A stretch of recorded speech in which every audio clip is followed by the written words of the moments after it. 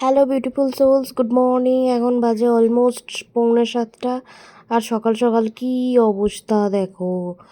এই বিকালের দিকে ঝড় বৃষ্টি হচ্ছিল, ঠিক আছে, কিন্তু এইরকম কুয়াশা অনেক দিন পর এলো। ওয়েদারটা যে কি হয়েছে, আজকে সকাল থেকে বেশ ঠান্ডা লাগছে। তবে মন্দের ভালো, দেখো এই গাছটাতে কতগুলো জবা ফুটেছে। চলো ফুলগুলো সব একে একে তুলে নিই। এই যে দেখো কি সুন্দর একটা লাল জবা ফুটেছে। তবে একটাই সমস্যা, জবা ফুল গাছে একটু মিলিবাগের সমস্যা হয়েছে।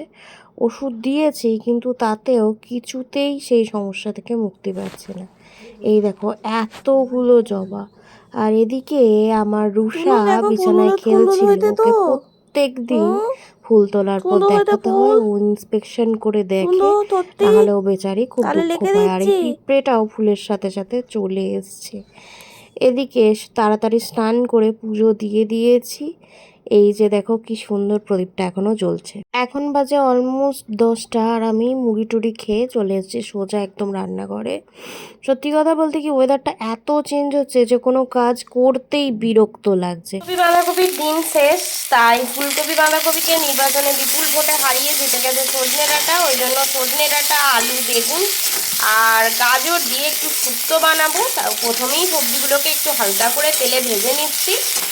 এদিকে হচ্ছে একটা ভাজা মশলা বানিয়ে নিচ্ছি, মৌরি, সর্ষে আর হচ্ছে 5 ফোড়ন আর হচ্ছে গোটা জিরে শুকনো খোলায় রোস্ট করে নিয়ে গুঁড়ো করে নেবো। এটাই হচ্ছে মেন মশলা। আর এদিকে তো নুন হলুদ জল দিয়ে সেদ্ধ করতে বসিয়ে দিয়েছি। অল্প একটু ঠান্ডা হয়ে যাওয়ার পর এই যে এখন শিলে বেটে নেবো। শিলে বাটা মশলার মজাই আলাদা। তোমাদের উপায় না থাকলে মিক্সিতে বেটে নেবে, তবে পুরো স্মুথলি বাটবে না, একটু হাফ হাফ গ্রাইন্ড করবে। আর এই যে এই চপারে শিম আর বিনস হচ্ছে পেস্ট করে নেবো। শিম আর বিনস ছোটো ছোটো করে টুকরো করে নিয়েছি, কারণ আমাদের চপারটা তো ছোট। এটা দিয়ে একটা নতুন রেসিপি বানাবো। রেসিপিটা অবশ্য বাংলাদেশি রেসিপি। আর এই যে শুক্তো হয়ে গেছে, একদম হালকার ওপরে করেছি আর একটুখানি বেশি ঝোল রেখেছি, কারণ দুবেলা খাবো। শুক্তো আমার খুব পছন্দের একটা ডিশ। আর এই যে এত বড়ি দিয়েছি, অবশ্য এই ঝোল বড়ি পুরো হাফ টেনে নেবে। এরপর এই যে কড়াই দিয়ে দিচ্ছি রসুন থেতো, আর এটা হচ্ছে 5 ফোড়ন। আর এদিকে এই দেখো এটা হচ্ছে একটা ডিম সেদ্ধ হচ্ছে। সেই যে বাটিটায় ভাজা মশলা করেছিলাম ওই জন্য একটু পুড়ে পুড়ে গেছে। পেস্টটা করে নিলাম না চপারে, ওই পেস্টটা দিয়ে দিয়েছি কড়াইয়ে। অল্প একটু জল দিয়ে পেস্ট করেছি। এবার এই জলটা পুরো শুকিয়ে নিতে হবে। এই যে এটা হচ্ছে ফাইনাল লুক, আমার রেডি হয়ে গেছে সিম বরবটি ভর্তা। এটা গাছেদের জন্য খাবার প্রস্তুত হচ্ছে। এই যে সবজির খোসা পচা জল, ওটা হচ্ছে মাছ ধোয়া জল মিশিয়ে দিয়েছি। এরপর এটাতে প্রচুর পরিমাণে, মানে অন্তত লিটার 5 জল মিশিয়ে তারপর গাছের গোড়া দিয়ে দেবো। আজকে খুব ভালো রোদ উঠেছে। এই রকম টাইপের খাবার কিন্তু যেদিন রোদ উঠবে সেদিনই একমাত্র দেওয়া যায়। আর এদিকে দেখো জল দিতে দিতেই চলে এসছে আমার একটা পার্সেল। তো পার্সেলটা রিসিভ করে খুলে নিই। অসাধারণ জিনিস, ভীষণ কম প্রাইসে। আগে জিনিসটা দেখিয়ে দিই, আমি নিজেও জানি না কেমন এসছে, তারপর প্রাইস বলবো। এই যে এরকম একটা স্লিং ব্যাগ, এটা পুরোটাই হচ্ছে ক্রুশের কাজ করা। তার সাথে এই যে এরকম একটা চেন আছে, আরামসে ফোন, টাকা, হেডফোন সব ঢুকে যাবে। একটা মাস্ক, জলের বোতল একটা ছোটো সাইজের ঢুকে যাবে, একদম হোয়াইটের উপরে। ভীষণ সুন্দর। সব থেকে ভালো লেগেছে ওই যে চুমকি চামকা বসানো নেই, আমার ওগুলো একদম ভালো লাগে না। আর এটার কত দাম জানো? মাত্র এটার দাম হচ্ছে 181 টাকা। কি ভালো না দেখতে এটা। লাঞ্চে আছে সাদা ভাত, সেই যে সেই ভর্তাটা, এটা হচ্ছে হালকা করে শুক্তো, এখানে আছে হচ্ছে ডিমের কারি, আর এটা হচ্ছে টমেটোর চাটনি। ওই কুড়ে কি হয়েছে? ভূত আসুক, তোকে ধরে নিয়ে যাক, ধরে নিয়ে যাক তোকে, শাকচুন্নি বিড়াল।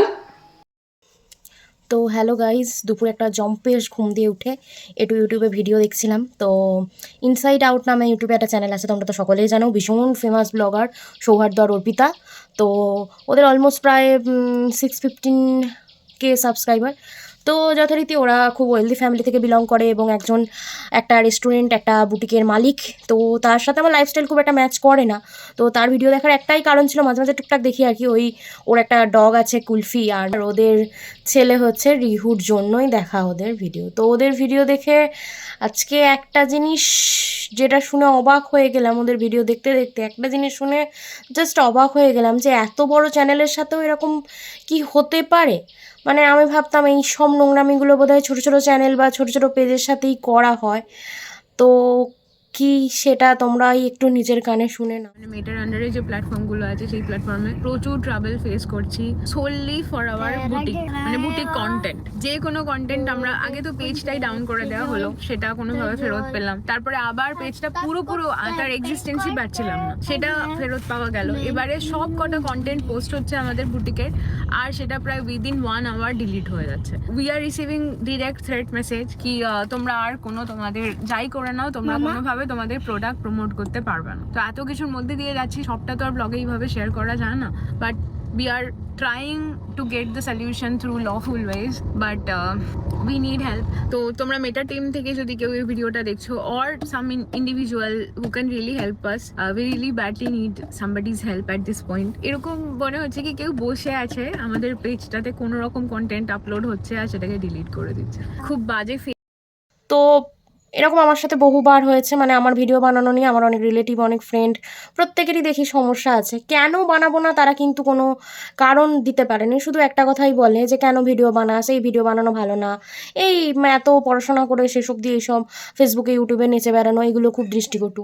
তো তারাই দেখেছি যখন কথা বলে আমাকে দমাতে পারেনি, তো তারা কি করেছে যে বারবার আমার পেজে বা চ্যানেলে রিপোর্ট মেরেছে। তারপরে হচ্ছে মানে আরও অনেক রকমভাবে আমার ইউটিউব চ্যানেলের রিচ কমিয়ে দিয়েছে, ভিউজ কমিয়ে দিয়েছে। এগুলো করে আলটিমেটলি কার কী লাভ হয় আমি জানি না। মানে সৌহার্দ্য অর্পিতার মতো ক্রিয়েটরদের তো অনেক মানে কী বলবো ইনকামের রাস্তা আছে, কিন্তু আমরা যারা ছোটো ছোটো ক্রিয়েটর অনেক কষ্ট করে ভিডিও বানাই এবং আমাদের পিছনে সেই অর্থে কেউই থাকে না। তো তাদের পক্ষে এই চাপগুলো কিন্তু মানে নেওয়া ভীষণ কঠিন। আর সত্যি কথা বলতে কি মন ভেঙে যায়। তবে একটা জিনিস আমি রিভেঞ্জ অফ নেচারে ভীষণ বিশ্বাস করি। আজকে কারুর মন ভেঙে দিয়ে, কাউকে কষ্ট দিয়ে, কাউকে ঠকিয়ে আলটিমেটলি তুমিও ভালো থাকবে না। আজকে তুমি রামের মন ভাঙছো, 10 দিন পর শ্যাম এসে তোমার মন ভাঙবে। ওকে? আর সবসময় মনে রাখবে Karma is a fucking beach. তো যাই হোক, আজকের মতো ভিডিও এতটাই। অনেক দিন পর ভিডিও দিলাম। দেখতে ইচ্ছে হলে দেখো, না দেখতে ইচ্ছে হলে প্লিজ স্কিপ করে যেও, দয়া করে রিপোর্টটি মেরো না। যাই হোক, টাটা।